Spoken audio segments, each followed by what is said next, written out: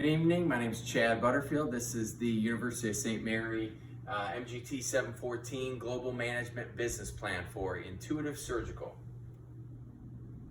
Intuitive Surgical is a maker and distributor of robotic surgery systems, most notably the Da Vinci surgical system.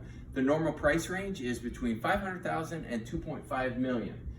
Intuitive Surgical is led by a president and chief executive officer of Gary Guthart. They're based in Sunnyvale, California. Their current stock price as of June 19, 2020 was $586.50. They have 116 million shares outstanding, which gives them market capitalization of $68.5 billion.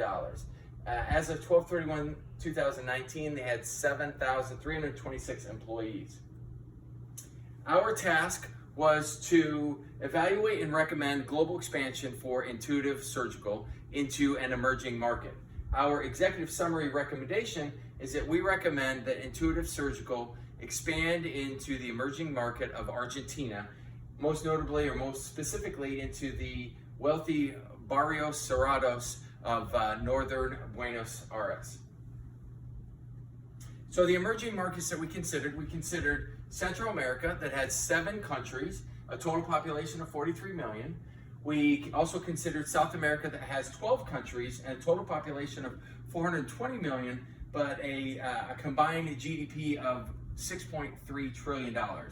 South America is ultimately what we selected to move forward, most notably because they have the larger cities, the population, the civil and healthcare infrastructure, and then the $6.3 trillion in GDP. There are 11 countries that were eligible in South America. We had to exclude Brazil because Intuitive Surgical already operated in Brazil. So we took a multi-tiered cultural approach into determining the finalists, the 3 finalists for.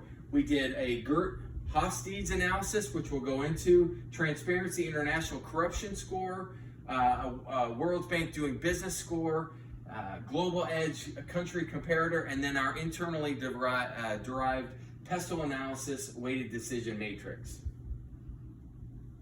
The Hofstede analysis is a method where it numerically scores every country over 6 facets. The 6 facets are power distance, individualism, masculinity, uncertainty avoidance, long-term orientation, and indulgence. So what this chart represents is the first column is the United States, and then there are the remaining 11 countries that are eligible for consideration in South America. We have gone through and identified each of those countries that have point similarities within plus or minus 10 points of the United States. We've identified those. Then we did that same iteration for countries that were plus or minus 11 to 20 points. And then a third iteration of those countries that were from 21 points to 30 points. Once we identified the number of iterations by country, then we turn around and we weighted those. So if a country had a plus or minus 10 points within the United States, then the weighting was 1.0. If you were 21 or 11 to 20, you received a half a weight, 0.5 weighting, and 21 to 30 were a 0.25 weighting. Based on those, our 3 finalists are Argentina, Chile, and Paraguay. The transparency corruption score for those 3 finalists, Argentina had a 45, Chile had a 67, and Paraguay had a 28. The higher the score, the more clean or less corrupt. The World Bank Doing Business Global Rank has Argentina at 126th. It has Chile at the 59th and Paraguay at the 125th. And then finally, we did our Global Edge country comparator, where we looked at the GDP, we looked at their healthcare percentage expenditure, the mortality rate, life expectancy, and then we calculated the health expenditure for each of the individual countries. Our pestle analysis is represented here. It identifies the 3 finalists, Argentina, Chile, Paraguay. It walks through the political, economic, social, technology, legal, environmental, exchange rate, and finishes with a weighted score. As we went through and scored each of the individual countries on each of the individual categories, our final score was Argentina at 55.5, ahead of Chile at 46.5. So our final selection is Argentina because it had the least amount of risk for our expansion, and it provides the most opportunity for success considering their GDP and the calculated health expenditures. Our entry strategy into Argentina is a wholly owned strategy. That's a similar strategy to what we've used in Brazil, we've used in Asia. It represents the maximum risk, but it also represents the maximum reward. Our human resource and personnel strategy is an employed sales team. That employed sales team is going to represent it's going to be a two-person team member. One of those team members is going to be from the United States that currently sells for Intuitive Surgical. And the second is going to be someone embedded within Argentina so that we have that local understanding and the connections that are necessary. The second team is going to be an employed support team, and that's going to be a four-person team. Two of those team members are going to be from Argentina, and two of those team members are going to be located from the most qualified, regardless of where they're located from. We are, in addition to those two employed teams, we're also going to engage local legal representation to help us with the filings for the wholly owned subsidiary.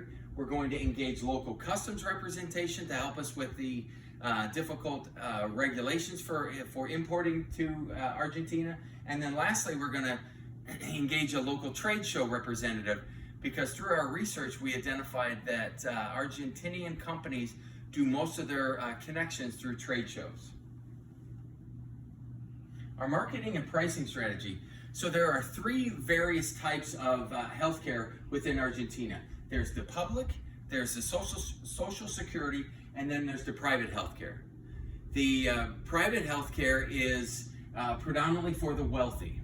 As we did some research, there is Buenos Aires is where the most wealthy within Argentina live, and they congregate in the northern section of Buenos Aires in the barrios cerrados, or the private cities of northern Buenos Aires. So that's going to be our target, is a health system, a private health system within that area.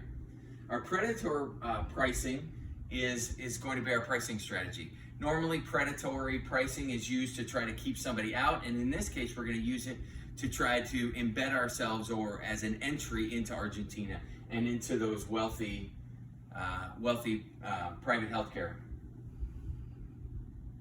The financial consideration. So as we walk through, we've done startup costs of just under $1 million.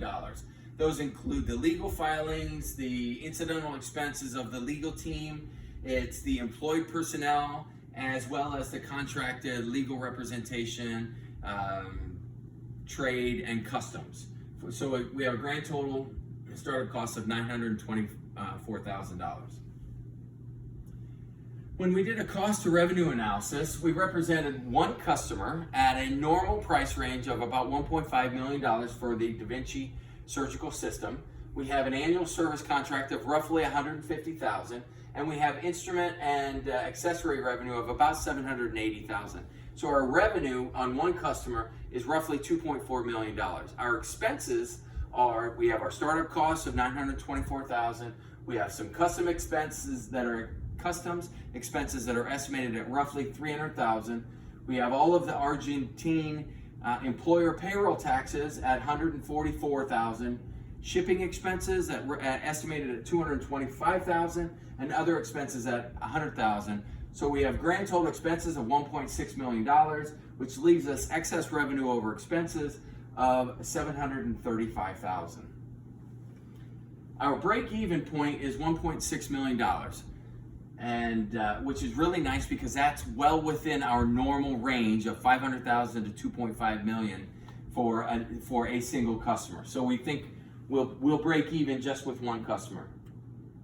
So our final recommendation is that Intuitive Surgical globally expand into Argentina for the Da Vinci surgical system, very specifically into the wealthy barrios cerrados of northern Buenos Aires. We believe that this will enhance the financial performance of Intuitive Surgical, as well as improving the quality and access to minimally invasive life-enhancing care in Argentina.